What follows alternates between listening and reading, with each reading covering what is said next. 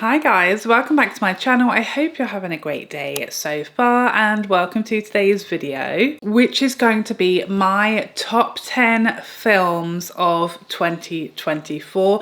I saw 45 films and counting this year, so I have quite a few to pick from. We've got children's films, we've got family films, we've got historical films. Of course, if you know me, we've got some thriller and horror films and some psychological thriller films. So if you want to know my top 10 unmissable film releases of 2024, then keep watching. I've got a list here of 20 films that were sort of in the running that I had to choose from, which is not bad, is it? Half of the films that I saw this year, or just under half of the films that I saw this year, were kind of in the running that they could have made my top 10. So that is some good film watching. If you are new here, first of all, hello. So nice to have you. I've been waiting for you. Where have you been? But if you don't know, my husband, for my birthday last year, he bought me an Odian film membership so I can go to the cinema as much as I like, and I go pretty much every week,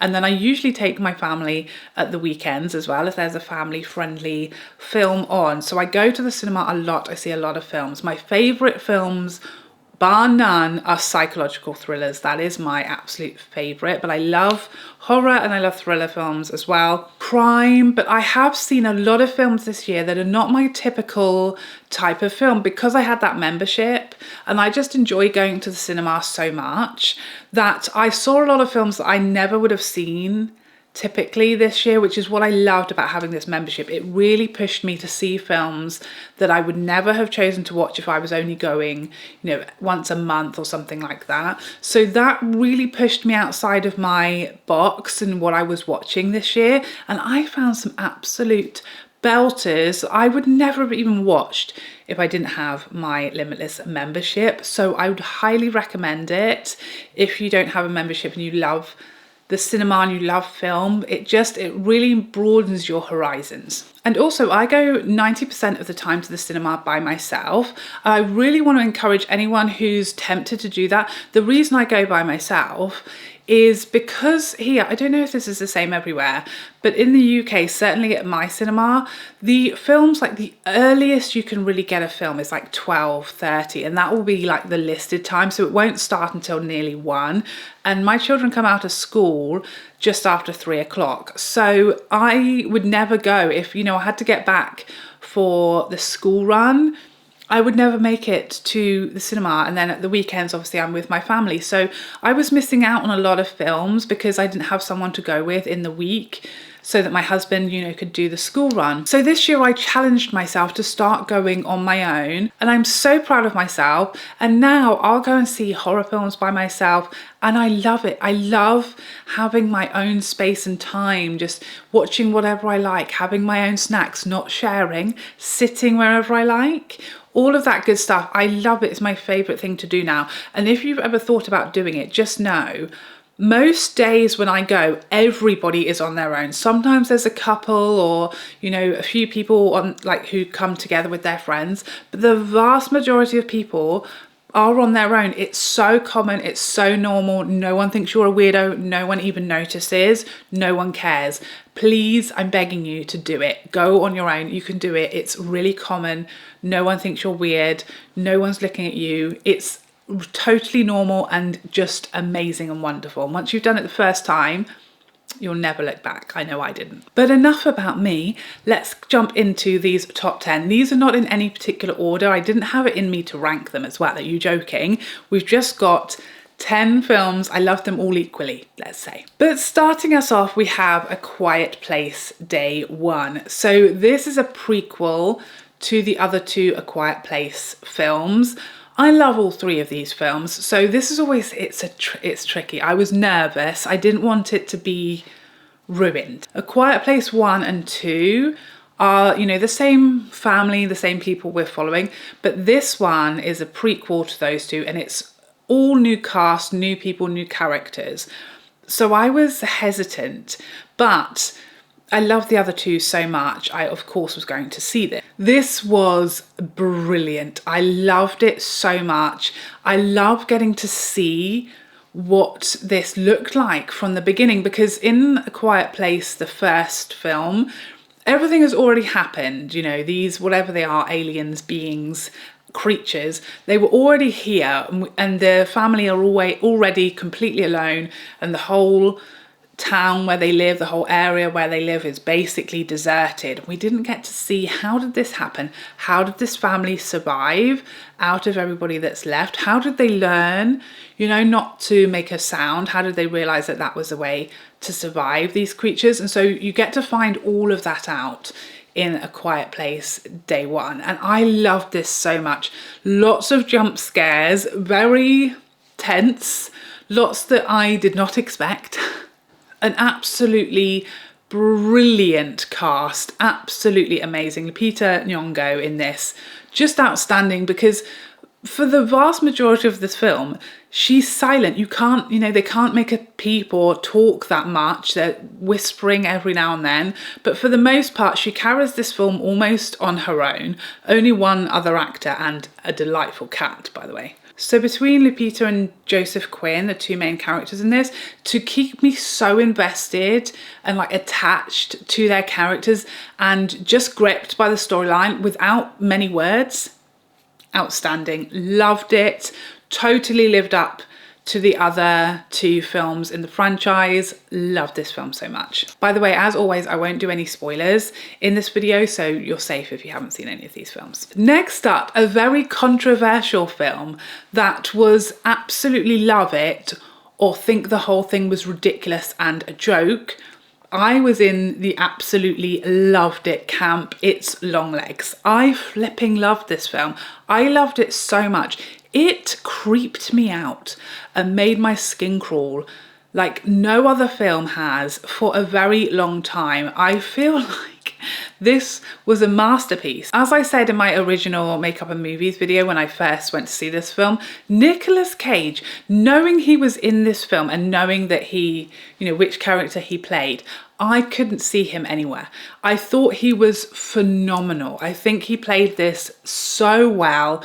I loved it. It was so creepy, like the hairs on the back of my neck were standing up and it freaked me out. And it wasn't in any way relying on jump scares. It was all intensity, intention, and like implied fear, which I thought they just did so well. It was chilling. I was gripped. I thought it was a really good story, not just like, you know, everyone's being like ripped to pieces by a lawnmower, but actual really interesting story with lots of levels to it. Really loved it. Really loved the character, the twists, brilliant. I loved it. As soon as we got home and as soon as it came out on Sky, I made my husband sit and watch it with me, and he loved it as well. That is right up our street, that film. I know lots of people didn't enjoy it, but I absolutely did. Next up, the first of the films that are quite different to my typical type of film that I would usually choose to see. This is One Life.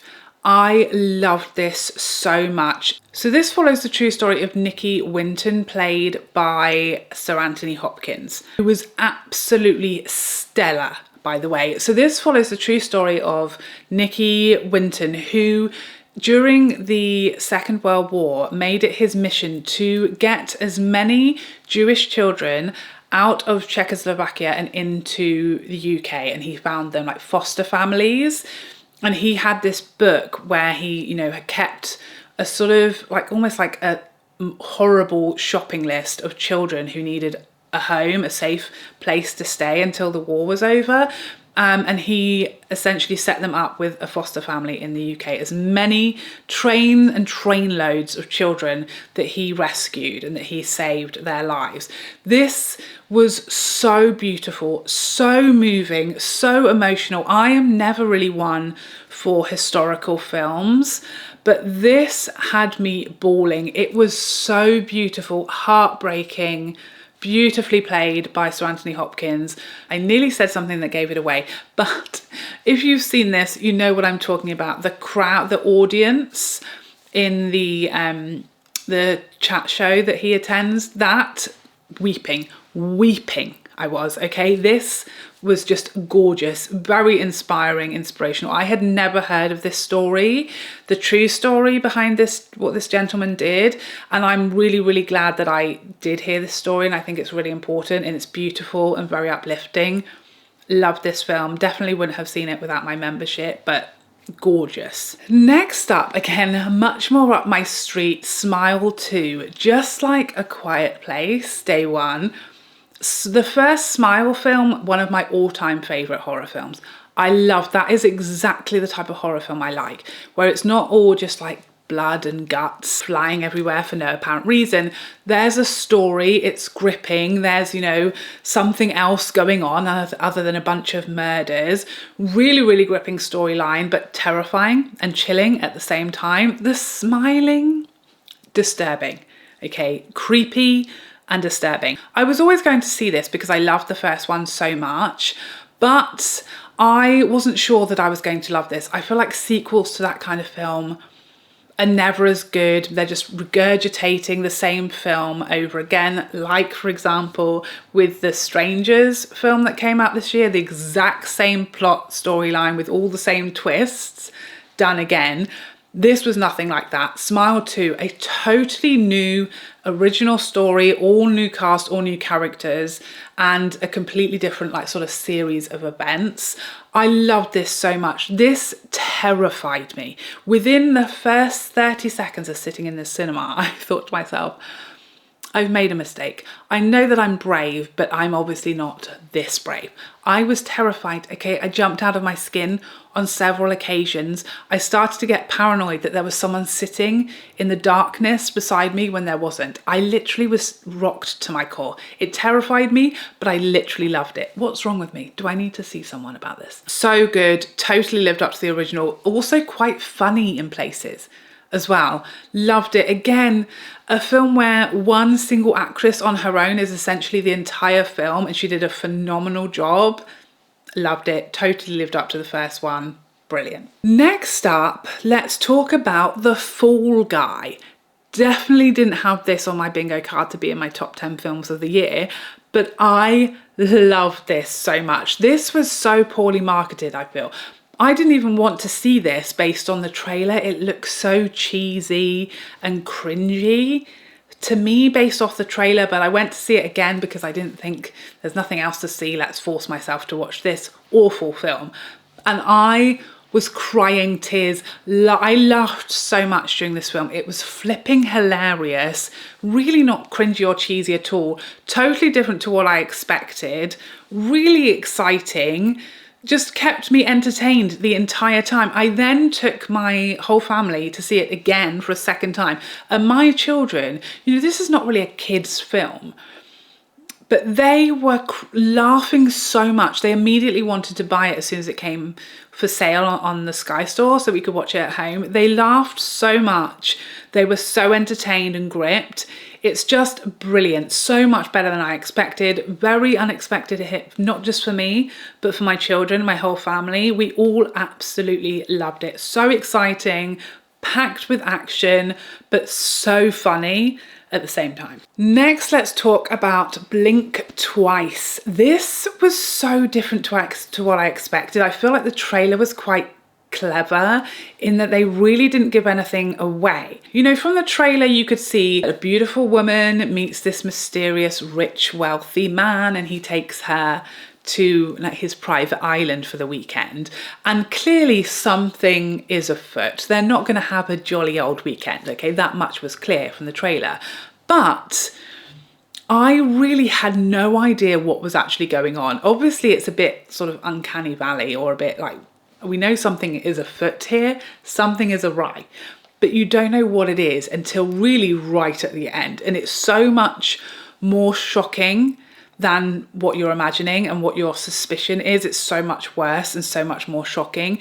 This was so clever, such a great story. Again, the entire cast in this film were phenomenal in quite different roles, I feel like, from what you typically see them. Particularly Channing Tatum, I feel like he played this absolutely blindingly, just always kept me guessing. The twists just never stopped coming. I absolutely love how powerful and strong all of the female characters were in this film. Like, this is like a real sort of, I'm not sure as women we should be being inspired by this movie as such, but I couldn't help it. I was a little bit. Sometimes us women have got to stick together, and this was one of those occasions. I learned some stuff, okay?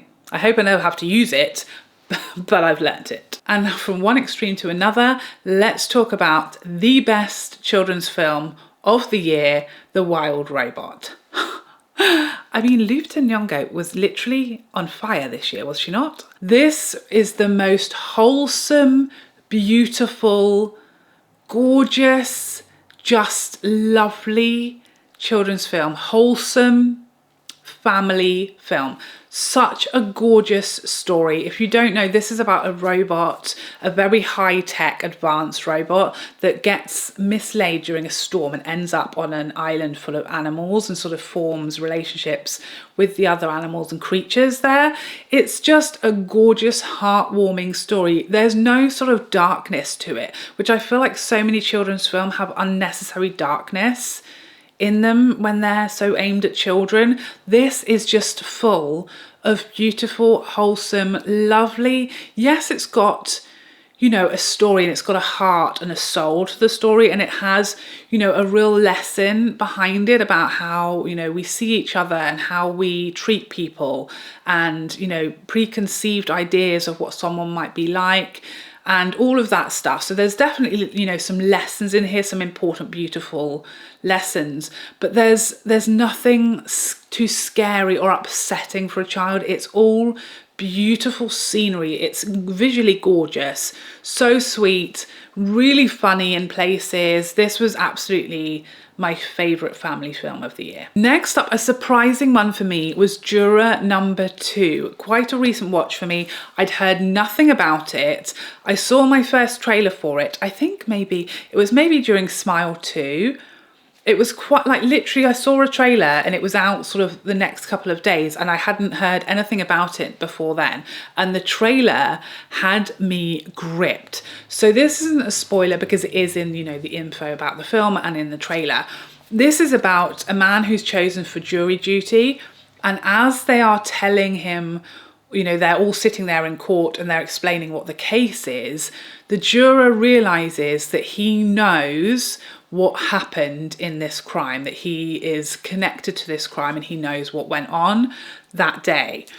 So such a good, this is right up my street, this story. I absolutely loved this. So original, really original storyline, gripping, shocking, so many twists and turns, and it really makes you think. Like, I really felt myself debating in my head, what would I do? What do I think is the right thing here? What should you do? What would you do? Because not necessarily the same thing. What is the right thing to do here? What is the right outcome of this film? It's a tough moral dilemma, really interesting, loved it, done so well. Not scary like jump scary, but a real psychological thriller and a real thought-provoking little storyline. The ending infuriated me, but the other 99.9% of it, absolutely loved it. Of course we couldn't do this video without Wicked. I know that so many people want to hate on this film, but this gave me so much joy. I can't even tell you. I loved this so much. I didn't really have, you know, I don't have a horse in this race. I didn't really care whether it was great or not. I've seen the musical on stage a couple of times and I really enjoyed it, but I didn't like need the film to be great, but it was great, okay? I loved it so much. It was so beautifully done. I loved every single choice that they made. I love how true to the musical it was with the music. The vocals were insane. Ariana and Cynthia were unbelievable, as well as every single other cast member. It was just perfect. It couldn't have been cast better. I think all of the little surprises and the little extra cherries on top and sparkles and fairy dust, just, it was magical, so magical. Again, I took my children to see this. I saw this twice in the cinema, once on my own, then I made my whole family come and watch it. A very long film for young children, an 8 and a 10-year-old. They were glued to it. My daughter was immediately desperate for the second one to come out and she wants to go and see the musical now. They loved it. I immediately downloaded the soundtrack and I've been listening to it ever since. It's literally just going around my head now. Even though those high notes are well beyond me, I still enjoy trying. And finally, we have Speak No Evil. This was so good. The tension in this film, I can't tell you. You know, a bit like Blink Twice, you know something is up with these people. Something is not right here, but you just can't quite put your finger on what it is. And I was nowhere close to the reality. I haven't seen the original, so I can't comment on, you know, whether it was better or worse or how it compares. But I was so on edge this entire film. I was just expecting and waiting for something to happen. And it was just, you know, you're just on edge. You were kept on edge the entire time, not quite sure what's going on here. But I had no idea. The twists and turns in this and the reveals were so shocking. It was so gripping, very exciting. And flipping James McAvoy. I did not know he had this kind of level of like unnerving, terrifying psychopath. I had no idea that man could be quite so unnerving and just so terrifying, and he's clearly unhinged. This is a tough character to play. It's not like just playing like an axe-wielding lunatic. He's playing such a clever like balance of, is he joking? Is he serious? Is he psychotic? Is he harmless? Is he a loving, caring guy? Or is he the devil? We just don't know until we do. But he plays it so well. He's almost like comical. He's one of these like, you know, villains in a horror film that you can't help but like enjoy, you know, and you hate yourself for like liking him or for finding him funny or entertaining, but you can't help it. He played a blinder in this film, so tense. You know, really this entire film you're just waiting for the reveal, and it comes late, but you're literally on the edge of your seat waiting to be scared the bejesus out of the entire time. I loved it. The tension, unreal. Another one I immediately made my husband watch with me when we got home. Loved it so much. Really surprising. Loved the twists and turns. Quite a different story as well. Really very much enjoyed the glorious visual settings of our beautiful country. A treat and a delight. And there you have it. Those were my top 10 films of 2024. I'll give you a little rundown of some of those that sort of almost made it, that are here on my list. We had If, Civil War, that was really close. I really enjoyed that. Migration was very much in the running for my favourite family film, but no competition with Wild Robot. Heretic, again, something I really love that's along my usual lines. Inside Out 2, The Watched and Moana 2. Those were all my sort of almost made it into my top 10, but just not quite good enough. But there you have it. Those are my top 10 films that I saw in 2024. If you've been to the cinema a lot this year, please let me know some of the best films you saw all year. Do you have any to recommend to me? Are any of yours the same as mine? Do you have completely different genres that you enjoy? Please let me know what films you loved this year. But thank you so much for joining me today. I hope you enjoyed this video and I would love to see you in the next one. Otherwise, take care for now. Bye.